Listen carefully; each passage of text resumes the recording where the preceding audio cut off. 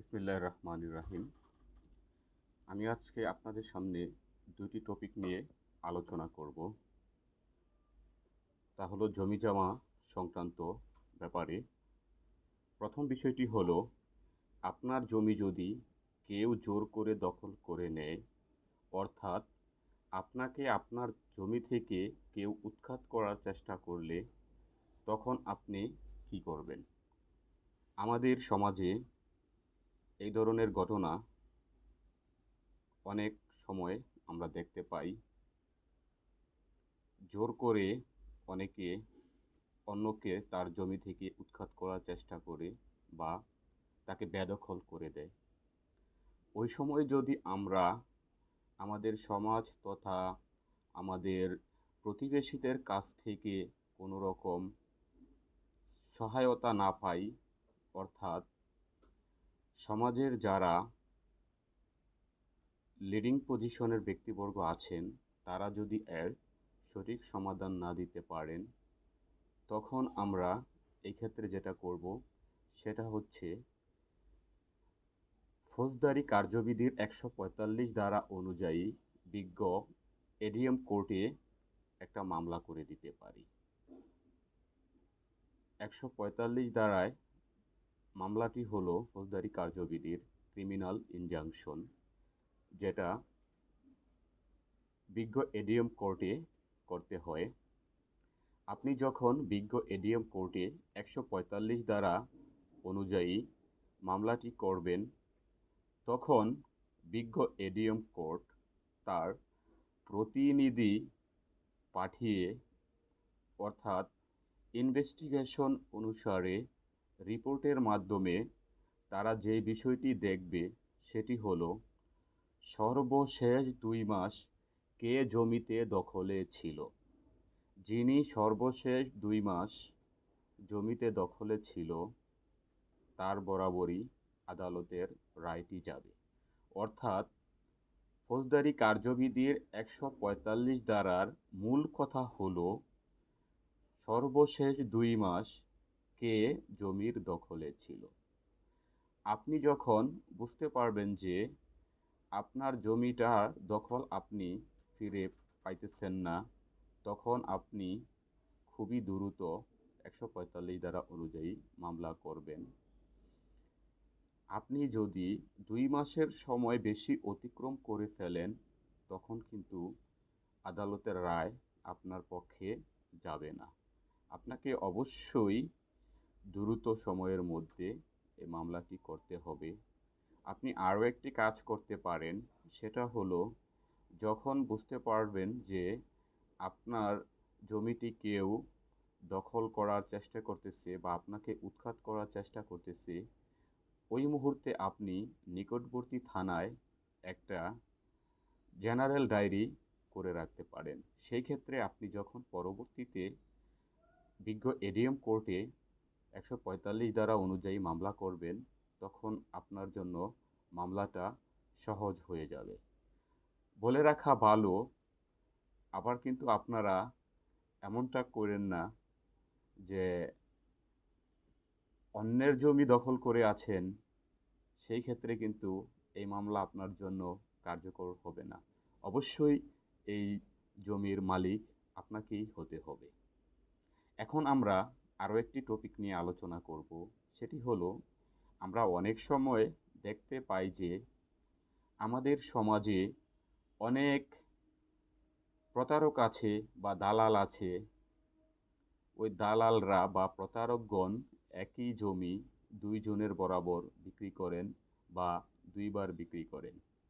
একই দলিল একই দিনে ২ বার বিক্রি করেন বা ১ মাস ২ মাস পর একই একই জমি আবার একজনের কাছে বিক্রি করে ১ মাস ২ মাস বা ২০ দিন ২৫ দিন ৩০ দিন পর অন্য আরেকজনের কাছে বিক্রি করেন। বা এমনও ঘটনা দেখা যায়, কোনো প্রতারক বা দালাল শ্রেণীর লোক, যাদেরকে আমরা সমাজে টাউট বাটপার হিসেবে চিনি, তারা হচ্ছে যে একটা সময় তার স্ত্রীকে জমিটি ডিক্লারেশন অফ হেবা করে দিয়ে পরবর্তীতে কিছুদিন পর এই জমিটি অন্য কোনো ব্যক্তির নিকট বিক্রি করে। এই ক্ষেত্রে জমির দলিল কোনটি টিকবে, যেটি আগে হয়েছে নাকি সেটি পরে হয়েছে? এই ক্ষেত্রে আমাদেরকে দুটি আইন পর্যালোচনা করতে হবে। একটি হলো রেজিস্ট্রেশন আইন ১৯০৮-এর ৪৭ ধারা, অন্যটি হলো সম্পত্তি হস্তান্তর আইন ১৮৮২-এর ৪৮ ধারা। তো বন্ধুরা, এক্ষেত্রে আমরা জমি রেজিস্ট্রেশন আইন ১৯০৮-এর ৪৭ ধারা পর্যালোচনা করলে দেখতে পাই যে যে দলিলটি পূর্বে সম্পাদিত হয়েছে সেই দলিলটি কার্যকর হবে। এখন কথা হলো দলিল সম্পাদন কি, মানে দলিলটি কিভাবে সম্পাদিত হয়? দলিল সম্পাদিত হয় একজন দাতা বা জমি বিক্রেতা যখন দুইজন সাক্ষী এবং একজন শনাক্তকারী সাক্ষীর সম্মুখে দলিলে স্বাক্ষর করেন এবং উক্ত সাক্ষীগণ দলিলে স্বাক্ষর করেন, তখনই দলিলটি সম্পাদিত হয়। এখন কথা হলো দলিল সম্পাদন হয় কি শেষ? না। বাংলাদেশে প্রচলিত আইন অনুযায়ী দলিল রেজিস্ট্রিকৃত হতে হবে। নন রেজিস্টার্ড দলিল কোনো ভ্যালু ক্যারি করে না। দলিল সম্পাদন করে দলিলটি অবশ্যই সাব রেজিস্ট্রার বরাবর দাখিল করতে হবে।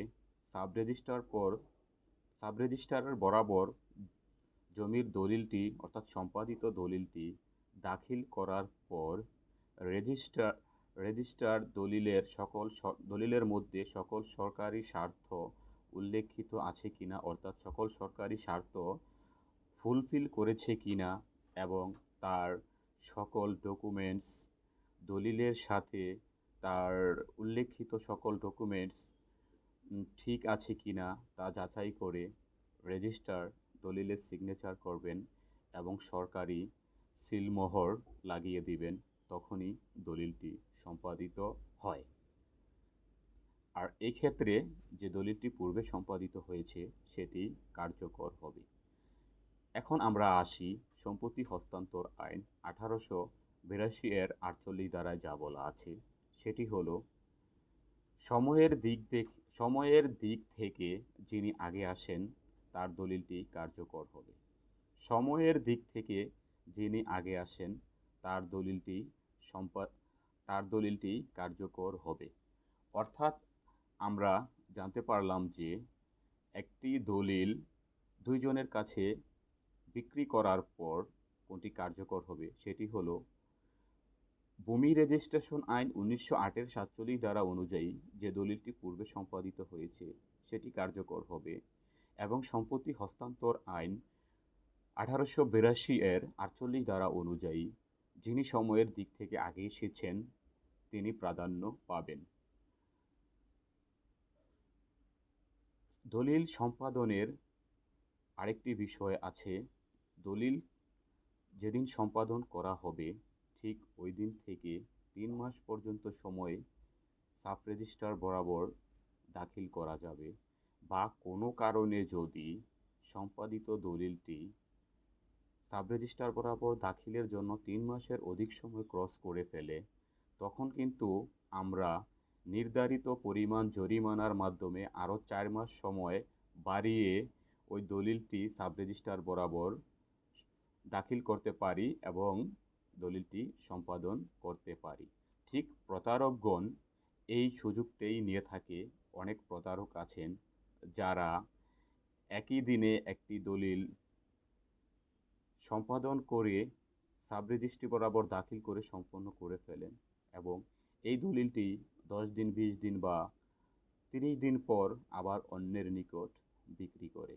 তো বন্ধুরা, এক্ষেত্রে হচ্ছে পূর্বে সম্পাদিত দলিলটি আগে প্রায়োরিটি পাবে, কার্যকর হবে যদি তার দলিলে উল্লেখিত সকল ডকুমেন্টস ঠিক থাকে, তাহলে আর কোনো ভয় থাকবে না। যিনি পূর্বে দলিলটি সম্পাদন করেছেন সেই প্রায়োরিটি পাবেন। আবার আমরা আরেকটা জিনিস লক্ষ্য করতে পারি যে ধরেন আমি একটা উদাহরণ দিয়ে আপনাদেরকে বোঝাই। একটি পরিবারে ৪ জন ভাই ও ২ জন বোন আছেন। ৪ জন ভাই হলেন সালাম, কালাম, আবুল মালেক এবং বোন হলেন ফাতেমা, রাহিমা। তো বন্ধুরা, এখন ৪ ভাই মিলে তাদের মোট সম্পত্তি ধরেন ৮%। ওই ৮% জমি থেকে ৪ ভাই বোন ফাতেমা বেগমকে ৫% জমি দান করে দিলেন দলিলের মাধ্যমে। আরেক বোন, যিনি রাহিমা বেগম, উনি বোনকে দানকৃত দলিলে স্বাক্ষর করেননি, অর্থাৎ বোনের অংশটি রয়ে গেছে এবং দলিলটিও সম্পাদন করে ফেলছেন। কিন্তু বন্ধুরা, তারপরে আবার দেখা যায় যে একই দিনে